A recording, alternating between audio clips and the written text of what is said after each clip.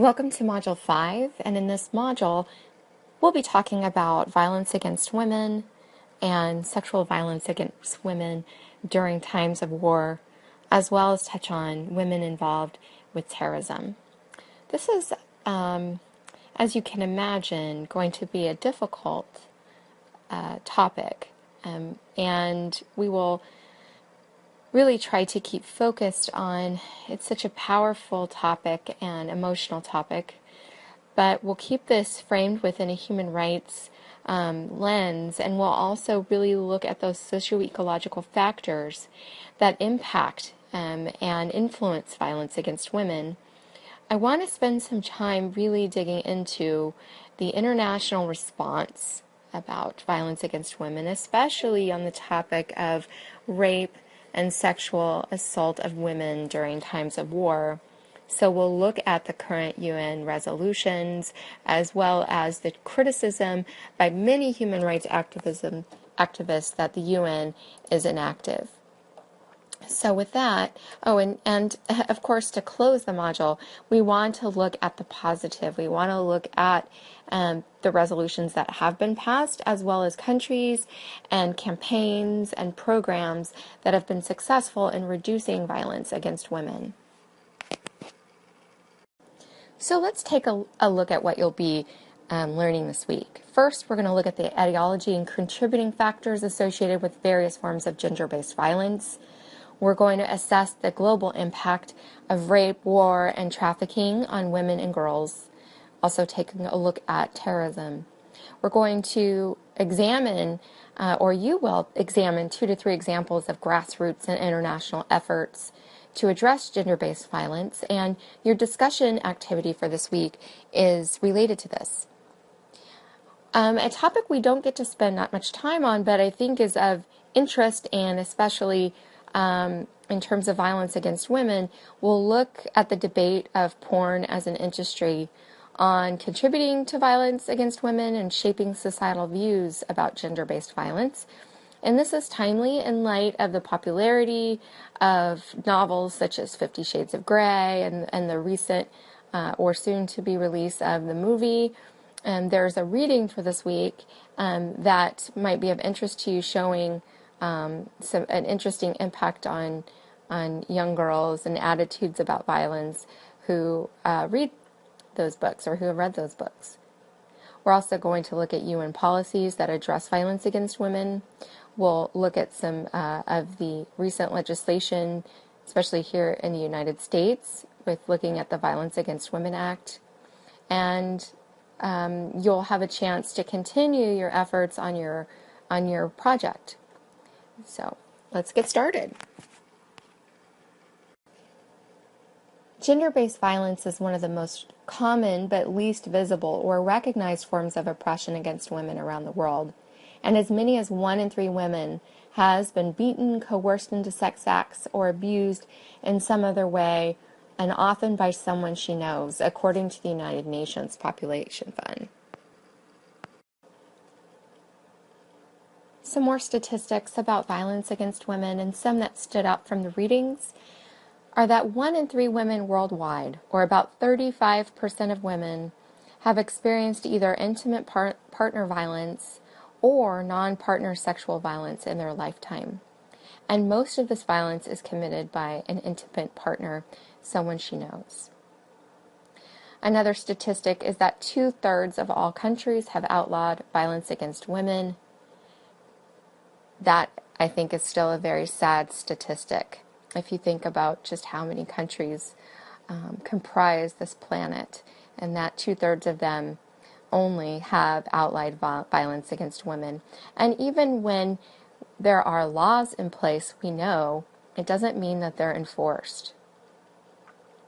And another fact to think about is that time and time again, what has been shown is that the unequal status of women, so gender inequity relative to men, is really strongly associated with intimate partner violence and non-partner sexual violence.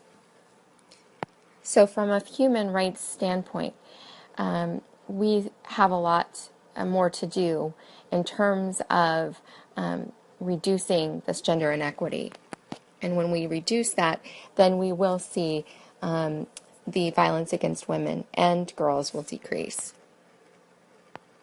In the readings this week, take a look at the facts from the Lancet. It's a great presentation, a recent presentation that provides an overview, a global overview of violence against women. And this report was just issued in conjunction with the World Health Organization, November of 2014. So, what are some of the health impacts of violence against women?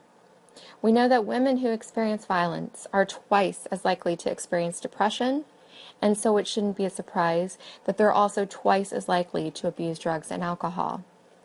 They're 1.5 times more likely to acquire HIV or other sexually transmitted diseases, and they're 16% more likely to have a low birth weight baby. So thinking again about their increased likelihood of abusing drugs and alcohol, as well as other factors, that makes complete sense why they would be more prone to have low birth weight babies. What's not on here is facts about miscarriage. So I wasn't able to find that from the WHO. According to the UN Women, in 2012, 1 in 2 women worldwide who were murdered, were killed by a member of their family or an intimate partner. And that statistic has risen since 2008 when UN Women had published data. At that time, in 2008, the statistic was 1 in 3, but we see it's already creeped up in 2012. So some of the legislation that you'll be able to examine further in this module, the biggest being the Violence Against Women Act in 1994. It was actually drafted by Senator Joe Biden at the time, who was a senator, in cooperation with a number of grassroots and advocacy groups. And it was signed into law by President Bill Clinton on September 13th, 1994. The Act provides $1.6 billion toward investigating and prosecuting violent crimes against women. And this Act also helped to establish the Office on Violence Against Women in the Department of Justice.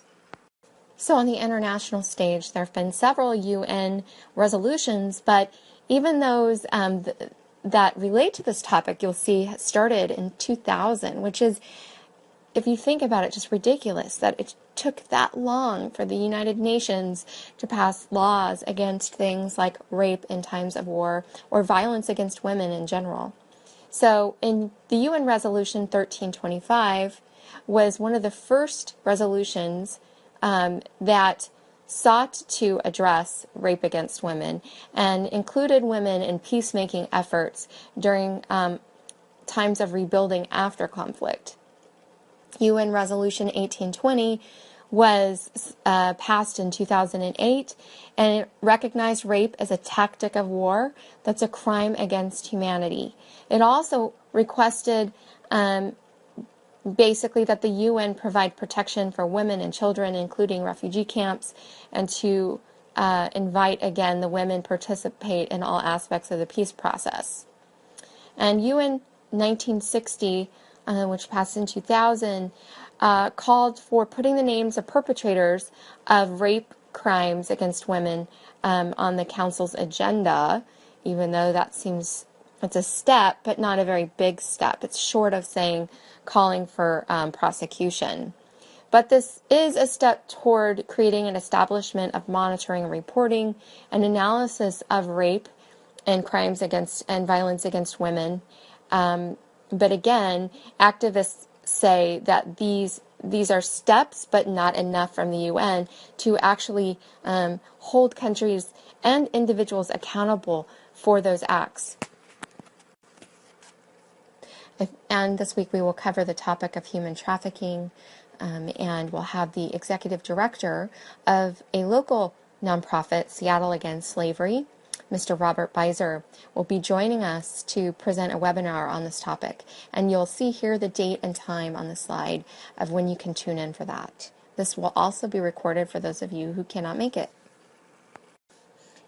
And finally, you do have some assignments this week.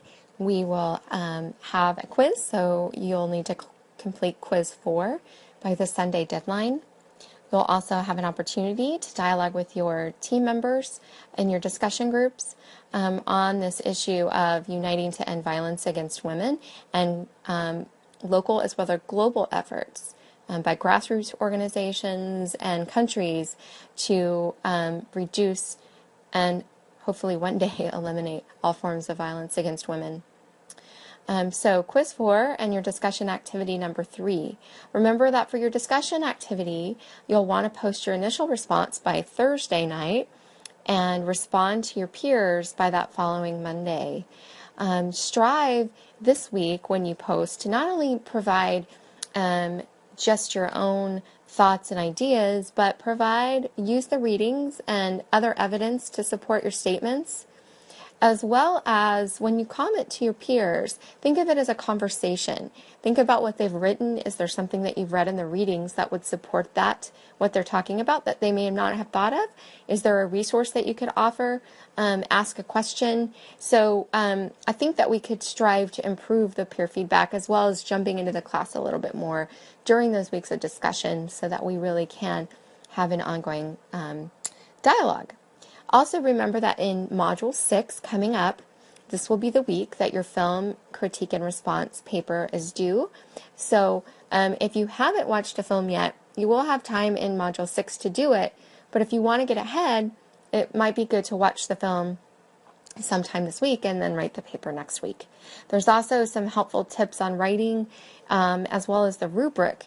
The writing resources are an additional resources area of our course, and the rubric is actually in Module 6. So with that, I look forward to seeing you all in our Module 5.